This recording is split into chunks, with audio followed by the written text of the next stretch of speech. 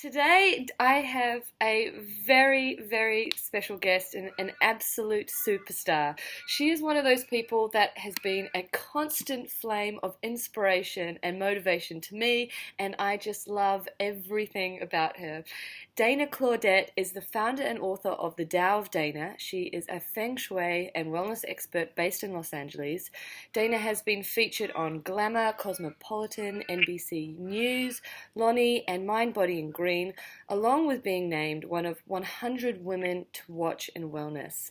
Her blog, The Tao of Dana, has been a finalist for the Best Home Design and Inspiration, and Dana presents regular wellness talks and Feng Shui events, along with her online content and camps and schools.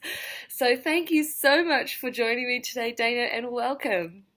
Thank you so much. This is so much fun. I'm so honored to connect with you. It's rare that I get to connect with people who've been reading my work like this in this forum, and I was like, yes, let's do it. This is great. Yes, and you're the only email that my mail subscription that I like get excited about when I see that you popped in. So I just Thank love you you. so much. Thank you. Okay, so I'd like to start with the first simple question of what's your morning routine like? That's interesting because my morning routine, if I'm being completely transparent with you right now, is waking up and seeing if I can get my spiritual practice done before I'm a Buddhist, before I get into my day. I am so off right now from the holiday and before the holiday. It's like a slow progression. And what I always tell people is it's never perfect, but don't drop out the things that are most important. So, my most important thing is that I sit down and connect spiritually and that I make sure that I am there for the day. And lately, I've been like, wait, what? Huh? It's the morning? But this is so important that I don't drop that from my morning. So, that's been like my number one thing. But there are other things that I do in the morning, even though the morning is now later. It's funny. We just started the Catalyst Camp, which is the home and life decluttering, and my personal first goal of the year is to get back to my Dana at 5 a.m. schedule rather than my Dana at 9 a.m. schedule. Yes. It's like different people, but I always do what's most important, and that for me is the most important thing. And there are other things that I do when I'm in my flow of greatness. It's greatness all the time, but right now for me, it's having tea, looking at my day, going over, doing some journaling if I have the time to in the morning. I'm a big fan of Julia Cameron's Artist Way for the last 15, 20 years. I've been obsessed with it. So I'll do some morning pages when I have the space in my day to do that. And I always do look over my day so I have a sense of what am I creating? What am I doing?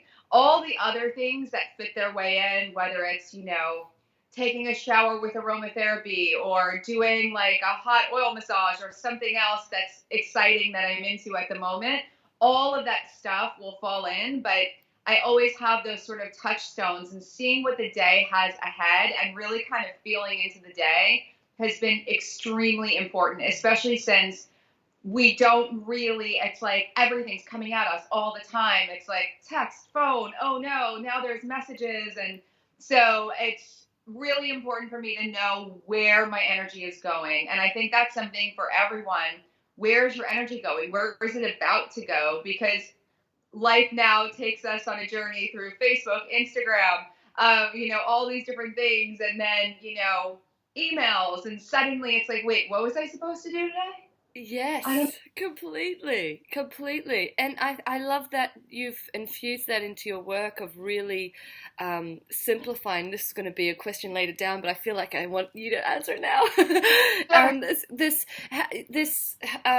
You teach about simplifying your life and how important that is. And I think that really comes into that aspect of social media and how that has really infiltrated our attention spans and also it can make you feel icky as well if you're not feeling emotionally stable that day. So how do you think you can navigate through that and stay focused with your energy? It's really interesting. I started deleting things from my social media. I stopped using Facebook for anything personal a long time ago. I use it for all my accounts. I use it for my school. I'm there all the time for work, but I don't do any personal communication anymore on social media, which has changed my life. I think most of us now have jobs. I shouldn't say most, but many of us have jobs that involve some component of being online, social media, emails, all of these things. And I think it's really important. Even when I had a day job and people tried to give me a phone for work, I was like, no, no, no, no, no, no, no. Like, I don't want to talk to you when I'm not here. Like, I want to have this separate as much as possible. So I started just deleting things I didn't want to see that I thought I needed to see because of my work and all of this other stuff. I was like, I don't need to see it. And why do I need to see it? And that was really big, just to sort of not see what I don't want to see. And now I actually look at social media and see things that I'm excited about. I'm like, oh, my friend this, or oh, this happened. And it's fun. It's not, oh, why am I doing, like, what is, oh, I don't like this. And, anything that it's unnecessary. And we're in a culture where we should know certain things. We should listen to certain podcasts. We should do this. We should read this. We should. And I just don't think that one thing works for everyone. And I really feel like if anything drags your energy down, it's not necessary. It's funny because I was just at my Buddhist temple, and this 92-year-old man who has the most extraordinary life just gave an experience. And he's Japanese, and he is a bonsai. He's a professional bonsai cultivator. Like, he does this, which is this incredible art. And one of the things he said, and this is a man who was almost a kamikaze pilot in World War II, just to put, like, he was literally going to be flying to his death. And he's been through so much. And he said, I learned that when you trim the excess, whatever's not thriving, off of a tree, it allows it to thrive and to bloom. And that's what I decided to do with my life. And his whole life flourished when he started trimming this excess out of his life. And I was like, that's my theme of the year, is anything that doesn't really support you thriving, even if it's a good thing. There are a lot of wellness habits I don't do anymore because they don't make me feel good, which, might sound so wild, but like, why? It's not wellness if it doesn't feel good, right? Yes, yes. It's music to my ears. I love it. It's so important. And I think this really fuses into my next question, because about decluttering, because this is a huge passion of mine, and it's so inspiring how you fuse that into Feng Shui, and oh my goodness, the simplifying in all aspects of your life. It's just like, you just really do become expansive. So with decluttering though, for people that, your clients that perhaps you've had that have lots and lots of stuff, so let me pose this question. So in Ayurveda, right, we know how that we've got balance is so important. So opposites really help with the balance and things like that. But it does start in your mind. So we say that disease starts in the mind and things like that. So if people have really cluttered homes, do you find that you have to help shift their perspective first before they can help clear actual physical stuff around them, or? I think Marie Kondo has done a great service to all by, spreading this message of decluttering as a life-changing modality. I think that that's really important. Decluttering is like a tiny bit of what I do with people, but it's an important part of it. Like, it can't be ignored. Now, I don't know that one method is necessarily better than another. I haven't really seen that one thing works for everyone, but I think for everyone, and in anything, whether it's decluttering or doing your dishes or sticking to some sort of exercise routine you wanted to do, whatever it is, any sort of change, any sort of shift, you really have to, one, find enjoyment in it, and two, really know that there's a door that's opening when it's done, and not doing it because you should. And I think as soon as, we have all these like, we should, our house should look like this, we should be neat. I thrive in a creative mess sometimes when I'm working a lot and I have a lot going on. And a creative mess to me might look different than a creative mess to, say, a painter or something like that. But I know painters who thrive like that. But then I have to clear everything. I know that that's my process, but I know that once I clear everything, I can like start fresh. Everything is great. So I think it's important to really know how you enjoy to work, how you enjoy to go through your life, and then what doors are opening when you get through that decluttering. And I think that's the big thing. It's really the benefit. Like I said, Marie Kondo, really the life-changing magic of tidying up, like, was really about, it's not just the clearing of the clutter, it's what's going to happen. It's how you can open up to all of these new things, and how you can really sort of open up your life. And I don't know that necessarily you need to change your whole mindset in order to do it. I think it's really making a decision and then honoring the way that you work. So not everyone is going to do the condo method, but there's a lot in it that I think is really great. I don't think not everyone is going to do one way, but I found that the best way that people thrive is by doing things in a method that they enjoy, rather than trying to fit people into a box of, okay, you got to do it this way. This is how you organize.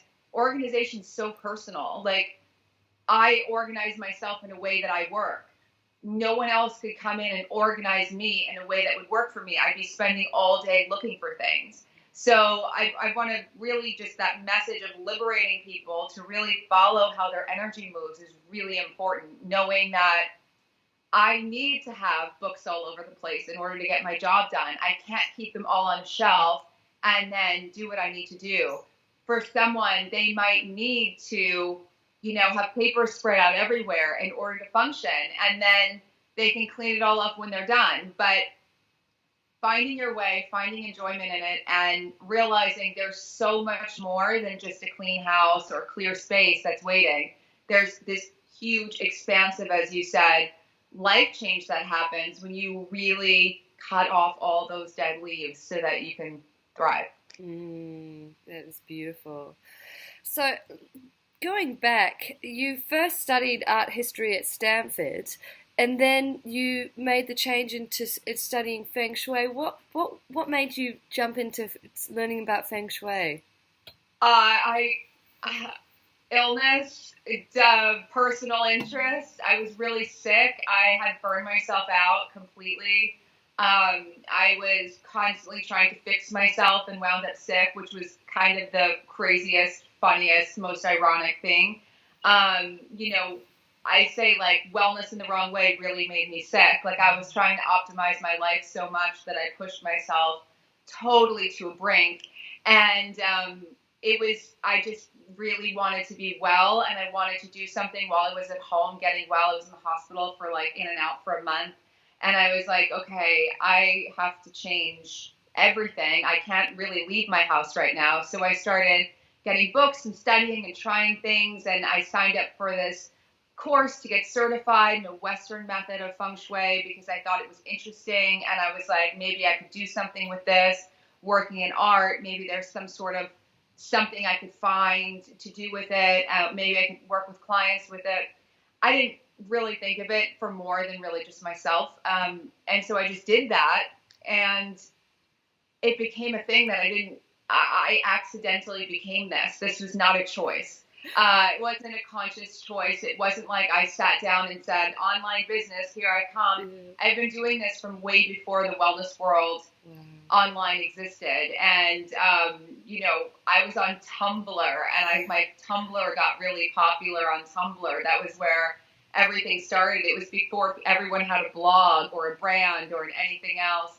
And it was literally just an experiment. And I couldn't really tell you that I saw, people say, oh, I saw this was my path. I didn't see any of that. I saw that I could do really interesting things with it. And then it reached a point where when I made the practice my own and really stripped away from all the mythology, any of the dogma, I was like, wow, this is so creative and interesting. And I started hearing the feedback. I did this for free for so long, by the way, for everyone listening who thinks like, oh, she did, she's been working forever. I was working for free. So people had no vested interest in, I'd be like, all my friends, anyone online. I developed this testing it with all of these people over and over and over again for years while I had another job. And I was like, okay, wait a second. Everyone's life is changing. Why am I not looking at this more seriously? So it was just really, it's the Tao of Dana because it's all the things that interest me. Like the Tao is the connection. So, I say this is the Tao of Dana, but now that I'm teaching Feng Shui and I have a school that just started very quietly, but I guess it's becoming more public now.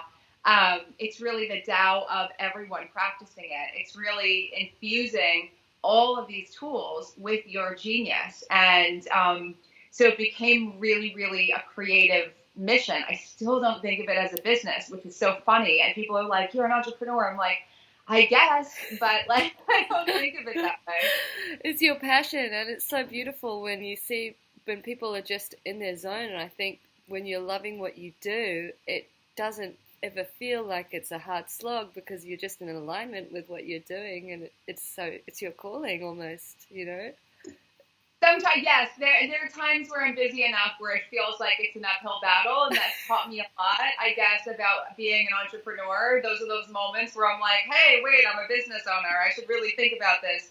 But for the most part, yeah, it's been a really creative endeavor in all of its twists and turns. And now that it's become so popular to be a part of the wellness world, it's a really exciting time. It's something my friends and I, like 10 years ago, were like, I think this is really going to happen. And then it did. And it was really fun to see. That's amazing. Amazing. So I love how you were speaking about how, things that you were doing when you thought were the wellness and almost getting transfixed with it, so it becomes negative for you. Also, there's this mentality now too, I think, that to work and hustle. And I love how you kind of strip this back as well, and you take a new perspective on it. And you said in one of your blogs I was reading on prosperity that it all starts with it's how the end goal is how you feel, not what you do. You know what I mean? It's how what you're thinking, how you feel, and I just thought that was such a game changer. Because can you talk a bit about when you came to that revelation? I mean, I've always really I think I was lucky in that I didn't do this as a business to start. So by the time I was out on my own, I already had so much happening that it wasn't really. It was just like, okay, here we are. Now I work 25 hours a week, each day, and I'm nonstop. And I never had that moment of, gee, what am I going to do? It's always been just, I built it. It wasn't like it appeared. It was built over a really long period of time. And so when I first got just a wave of, okay, now I can really take everyone who's been asking me, I didn't understand that just because I was living my passion and doing my dreams, that I could also work myself to death, and that I would start to hate what I was doing, and that I would resent what I was doing, and that I would start to resent other people for taking my time, and all of these things I didn't realize would happen, because that's not what we're told. We're told, go live your dream, and that's, and then work as hard as you can, and hustle. And I kind of had a few wake up calls of like, okay, I've been on 18 planes this year, and the year's not over, and I'm doing all these things at once for the first time, and I woke up and I couldn't move my arm because I got tendonitis from typing so much, and I was like, okay, it's time to really switch some things around. So I did a little shuffling, but I still didn't get it for myself, and I think we all get it when we get it. I didn't get it fully I was still aware, like, it had to feel good. I had to be doing things I wanted. And then I had another bout of it where I was like, okay, it's really busy. And, you know, I don't want to be on this roller coaster of life. So let me modulate this, what I'm doing. And it still didn't stick because I didn't get it. And then last year in January, I couldn't get out of bed. I was exhausted. Like, I was more exhausted than I was when I was sick, which completely freaked me out because I had the best year of my life before that.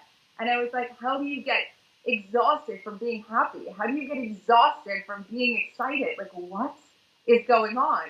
And I started to realize, like, oh, wait, it doesn't matter if you're thrilled or overjoyed or having the time of your life. You still need rest. You know this in your work.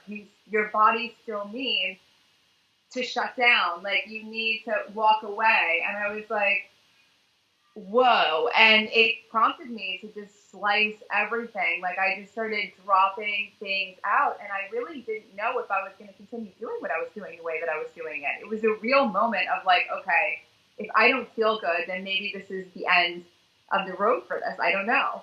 And I just allowed myself to be that open, where I was literally willing to walk away if I had to in order to feel good, because that's not what we're doing this for. You know, we're not here to unnecessarily suffer. And I think when I stepped away from it enough, and from that, you know, nonstop, it was like, oh, wait, there are things I want to do that I'm not doing. And that's where the school began. In a series of events, I started the school, and a series of events, I found a design partner. I started really finding these things that enabled me to really concentrate my energy instead of having it be in all these little pieces. And I was like, wait a second, I actually can take off now. I actually can take more time for myself. In fact, I'm going to, whether people like it or not. And I started realizing more and more, no one noticed the difference except me. I actually felt better. And so this last year was my real getting it moment for myself. And it's not perfect. I still have nights where, you know, I'll be up and it's 11 o'clock and I'm getting ready for bed and I'm like, oh, I have this great idea. And all I want to do is go and do it. Like, that's what I would do. I would just stay up till 4, no big deal. And now I'm like, no, I'm just going to write it down and do it later. I'll find time for it. Like, I know where this leads. And I think we all have our habits and we all have our things where we know where it leads. Even though it seems innocuous, it's like, well, it is, until it leads to the next day, and it leads to the next day. And then we all do that in one way or another. I haven't met a person who doesn't. And it's not about making yourself wrong for it. I think it's just acknowledging we're all wired a certain way. We've practiced certain habits for a really long time. And you don't necessarily need to switch them all overnight, but really focus on, how does this make me feel right now? I know I'm excited in the moment. I know it sounds like a great idea, but how does this make me feel? Where is this going to lead? Is this going to lead someplace good, or is it going to lead me to just be like, oh my God, now I'm waking up at 11 and I have all this stuff to do? And that was my life before. It was just like, you know, fitting in, love, friends, family, everything fit into this whirlwind that I allowed to sort of sweep me up in. And I thought it was great because it's all exciting. It is exciting. I love working all the time. But now I understand the quality, the energy, the intention, the focus, the way that I feel every day is 100% better because I stopped letting life carry me away. And I started going, wait, no, I know where this leads. This isn't going to be good. It will be at 4 o'clock in the morning, but it won't be at 11 o'clock in the morning. And that's what started to change for me. And, you know, I haven't had since then a burnout. And I don't anticipate that I will unless, you know, there's something so big that I have to stay up for it. But I'm learning now that there are other ways to manage that stuff that don't involve me being involved. And that's been a big lesson. That is huge, huge, because you just get so excited and you overrun, but that sleep is just quintessential to everything that we are. It's so important. I love it. So I don't. We'll start to wrap up, but I really want to hear about your new school, if it is Hush Hush, or about your Catalyst Camp and how people can. And I'll put all the links below for where you can find Dana and all of her amazing work. But do tell us a bit about your new school. The school's really exciting because it's basically my chance to download all this stuff that only I've been doing for a really long time to other people. It got to a point where I was like, this isn't, I don't like hearing what I'm hearing. I kept getting messages from people, help, this feng shui person told me that, I'm not going to have a relationship because of this and my fireplace and this, and help, I was told this is a year of bad luck, and help. And I was like, okay, there can't just be one of me and all of these messages and all of these people. And it was, and it gets the best of all of us. Like, if you've ever seen a psychic or had, an astrologer, anyone tell you something bad is going to happen unless you do X, Y, and Z, it's like, it's terrifying. And then suddenly you're at the mercy of someone else. You've given away your power, even though you didn't want to. You didn't expect any of this to happen, but it happens to the most intelligent, the most aware, the most everyone. And my work is really the flip side of all of that. It's like, hey, wait, no. This is about your empowerment. This is about your energy. This is about telling a new story in your space and using the tools of Feng Shui in a really, really powerful, flexible way. And so when the school started, I was like, I don't know what's going to happen. So I just invited a few people who've been in the Feng Shui camps, which I'll mention in a sec, for a long time. And this huge group came together very quickly. And I was like, I guess I have a school. Here we go.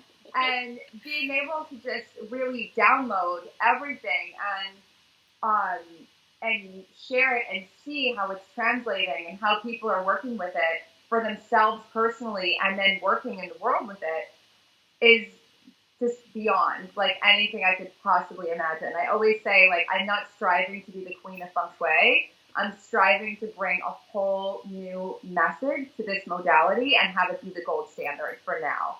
I don't want anyone else to be sort of limited, harmed, feeling fear, feeling like they're at the mercy of superstition.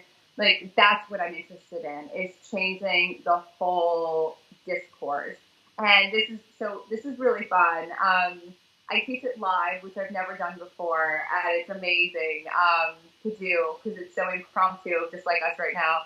And so the school is actually opening again in January, but for most people, it would be the next session because before the school, I always have everyone do at least one Feng Shui camp because I want everyone to really be personally rooted in the method and know that it works for them and know what to expect. I hate for someone to join and be like, wait a second, where are all the rules? Where's all the, special numbers? And I'm like, we don't do any of that here. There's no strings, there's no crystals, there's no talisman, there's none of it.